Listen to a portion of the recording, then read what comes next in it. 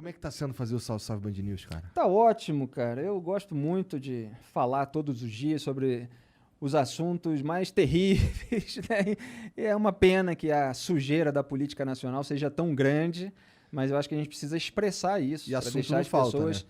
conscientes daquilo que está acontecendo. Assunto não falta, às vezes eu acabo o programa, confesso, meu público sabe disso, enojado, porque é muita picaretagem, mas eu me sinto fazendo aquilo que eu estou preparado para fazer e com boas companhias, o Fábio França, a Débora Alfano, que fazem o programa comigo. Uhum. Então, é um momento bem legal e tomara que tudo dê certo aí nessa cobertura da corrida eleitoral, porque tende a ser uma guerra suja entre Sim. tantos candidatos. Nossa, hoje E, obviamente, jornalistas independentes e incisivos, como eu, mais combativos, do aspecto moral, inclusive, eles sempre são alvo de muita patrulha, muitos ataques, aquela coisa toda, distorção, né, daquilo que a gente diz. Sim. É foda essa Então, parada, isso faz parte aí da nossa rotina, né, Monark? Você sabe? Mas a gente vai desenvolvendo uma casca grossa, né? E sabe já se posicionar em relação a essas coisas. Tu falou da sujeira da política e tal, e tudo isso. Mas tu imaginava que quando, na eleição de 2018, que a gente ia se tornar o que a gente se tornou? Se bem que, assim, a sujeira já vem de bem antes. Eleições limpas eu acho que eu nunca vi, assim, Não tá tô nem ligado? falando de eleição, Vem de tô falando séculos, Ou uma de política estado limpa, né? mesmo, Um estado. estado limpo, eu não vejo também isso. Então, mas rolava uma esperança, né, que o Bolsonaro, que o presidente, desse uma ajuda numa limpeza moral da parada e tal. Tu acreditava nisso de verdade? Olha, os brasileiros tiveram uma esperança de mudança naquele momento porque ele verbalizou muita coisa que atingiu ali os anseios e o sentimento de boa parcela da população naquele momento, porque a roubalheira ocorrida durante os governos do PT, elas atingiram uma magnitude imensa, elas foram descobertas, obviamente a roubalheira já existia no Brasil, em outros governos, em outras épocas. Se você pegar a literatura, eu tenho citado nos artigos alguns autores antigos, Lima Barreto, Joaquim Nabuco, e aparece na obra desses autores as críticas à República desde o seu início, né?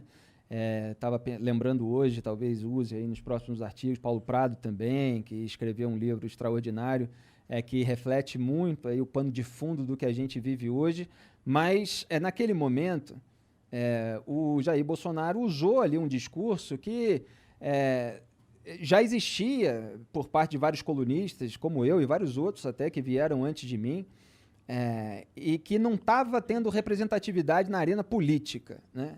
Então ele surfou nessa onda, mas não quer dizer que ele, na vida prática, no seu repertório de votos e de ações concretas, ele fosse condizente com aquilo, tudo que ele estava falando. Então havia diversos ruídos ali entre aquele discurso que encontrou um eleitorado e aquilo que era o Jair Bolsonaro. Algumas coisas foram apontadas ali ao longo da eleição e depois foram surgindo outras, como a própria ladroagem em gabinetes, que foi acusada pelo Ministério Público do Rio de Janeiro, a começar pelo caso do Flávio Bolsonaro, e que fez com que ele tomasse atitudes completamente opostas, né, àquilo que se prometia em campanha, principalmente em relação ao combate à corrupção, por exemplo. Aham.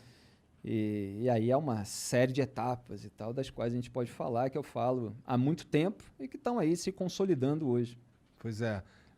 Eu sinto que o Bolsonaro ele passou, pelo menos aí o último ano, muito mais preocupado em salvar os dele, que nem ele falou lá naquela reunião, vou salvar os meus, do que em Isso. governar. É exatamente isso, né? Perfeita a sua colocação. Ele é movido, como muita gente em Brasília, pelo medo da cadeia, e a partir do momento que o filho dele ficou com essa possibilidade de ser preso, porque foi denunciado por liderar uma organização criminosa que desviou mais de 6 milhões de reais dos cofres públicos da ALERJ, da Assembleia Legislativa do Estado do Rio de Janeiro, acusado de peculato, lavagem de dinheiro também. E aí ele precisou dentro da cabeça dele, evidentemente, não era o certo a se fazer, a mover uma série de peças e se aproximar cada vez mais de uma série de pessoas que ele dizia que iria combater, principalmente nos métodos dessa velha política.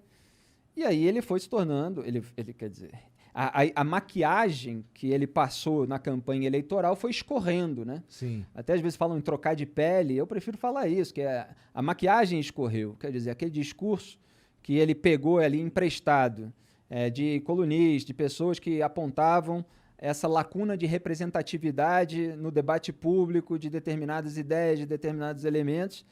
Aquilo foi jogado para a lata de lixo porque o importante para ele era o filé mignon dos filhos, era manter a impunidade, manter longe da cadeia. E aí ele foi sancionando uma série de jabutis ali que foram inseridos, por exemplo, no pacote originalmente anticrime, proposto pelo então ministro da Justiça e Segurança Pública, Sérgio Moro, que estava ali tentando endurecer a legislação penal. Só que o Jair Bolsonaro, naquele momento, não interessava para ele endurecer a legislação penal, porque isso poderia colocar em risco a liberdade da família dele. Então, inseriram ali, por exemplo, a criação da figura do juiz de garantias, que divide a primeira instância em duas, sendo que a gente já tem 4, com toda essa lentidão, com todos esses espaços e brechas para as tramóias de bastidor. Então, eles queriam separar o juiz da fase de investigação, porque vários já eram incomodados por um juiz, que eles odiavam e tal. Então, queriam ter uma possibilidade de passar o caso para um outro juiz para sentenciar.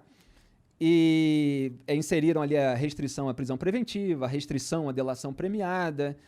Tudo fazia parte de um mecanismo que o Jair Bolsonaro precisava ativar ali para que a família dele não fosse pega. Aí você teve outras etapas, né? A própria sanção da lei de abuso de autoridade, em diversos pontos ali que tem esse nome bonito, né? Ninguém é a favor de abuso de autoridade, só que a questão é o texto. Você precisa ver todos os itens que são colocados. Então, eles sempre dão um nome lindo e maravilhoso. O nome da lei não descreve nada do que ela realmente é. Nada, é para enganar a gente ingênua, né? A gente tem que ler o que vai lá escrito. E aí você tem uma série de dispositivos ali que servem para cercear, para intimidar a atuação de investigadores, de juízes. Ele tirou o COAF do Ministério da Justiça e Segurança Pública, que é ali o Centro de Controle de Atividades Financeiras. O sistema bancário passa ali movimentações suspeitas, eles fazem um relatório, o relatório do COAF veio entre a eleição do Jair Bolsonaro e a posse, que foi quando foi detectada a movimentação bancária atípica do Fabrício Queiroz, que é o operador ali do gabinete do Flávio Bolsonaro. Toda essa história está muito mal contada, cara. E aí eles escantearam o COAF, não fizeram investimento num equipamento ali importante para a detecção de lavagem de dinheiro.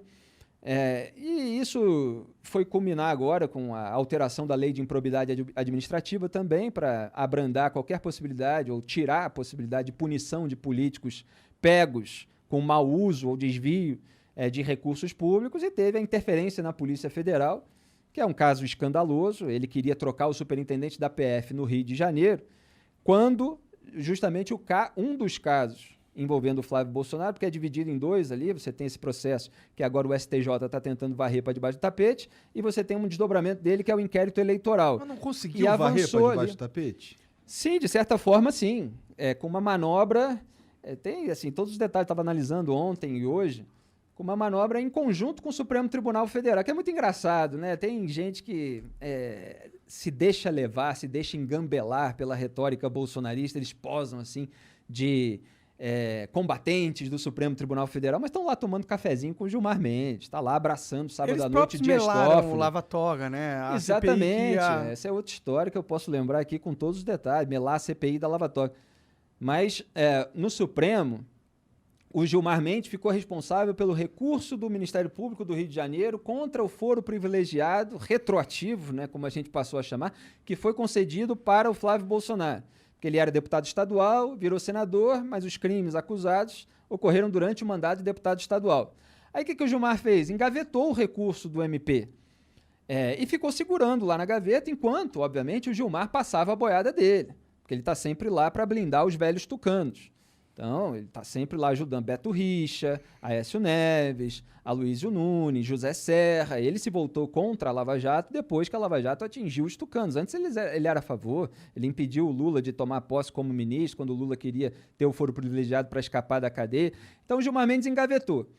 E aí veio férias, a presidência da turma responsável passou para o Cássio Nunes Marques, que foi quem o Jair Bolsonaro colocou no STF, aí ele adiou, engavetou mais ainda, e aí o STJ aproveitou toda essa brecha. Isso assim, caiu com o Gilmar em janeiro do ano passado, é mais de 1 ano e meio engavetar. Durante esse processo, teve um outro julgamento, lá de um sujeito chamado Márcio Bittar, que era deputado federal, virou senador. Aí o STF deu uma decisão, não, precisa manter o caso dele, estava sendo acusado lá de mau uso de verbas também.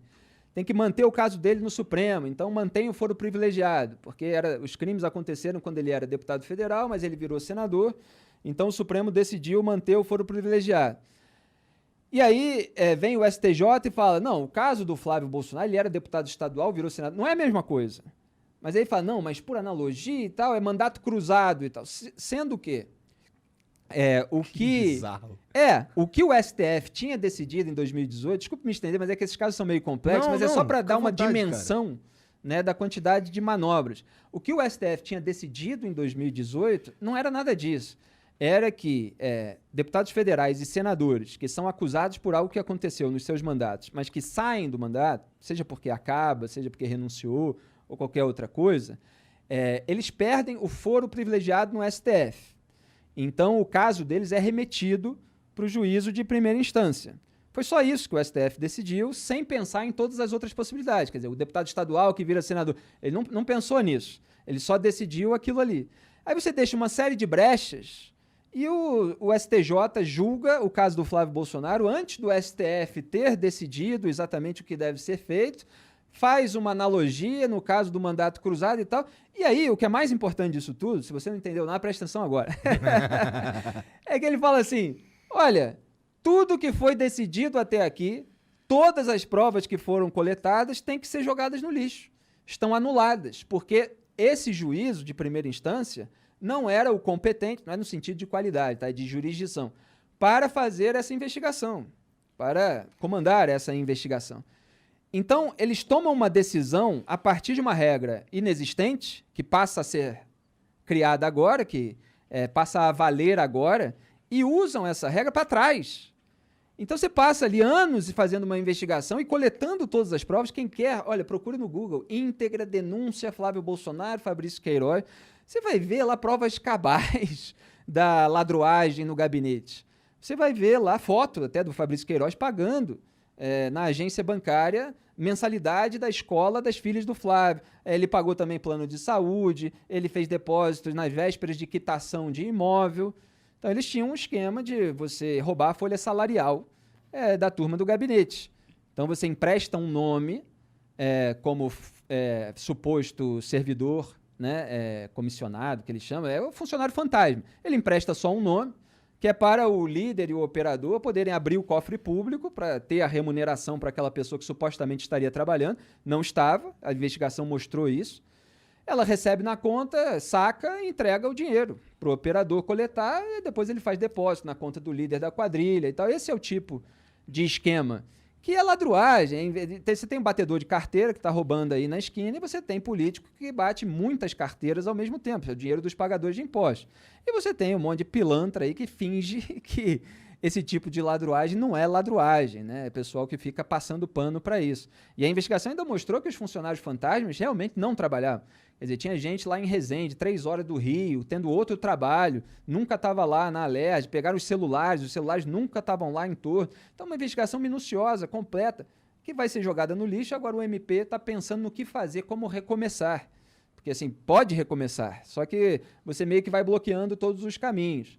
Caralho. E é muito parecido com o que aconteceu com o Lula também. Então, se formou, né, que foi a minha análise de 2019, quando isso se formou de fato, essa frente ampla pela impunidade, que reúne lulistas, bolsonaristas, velhos tucanos e centrão. E agora o Bolsonaro está junto de uma maneira imensa aí com o centrão. É que faz todo sentido ter essa parada, porque imagina quem que tá há anos na política e não tem o rabo sujo de algum jeito.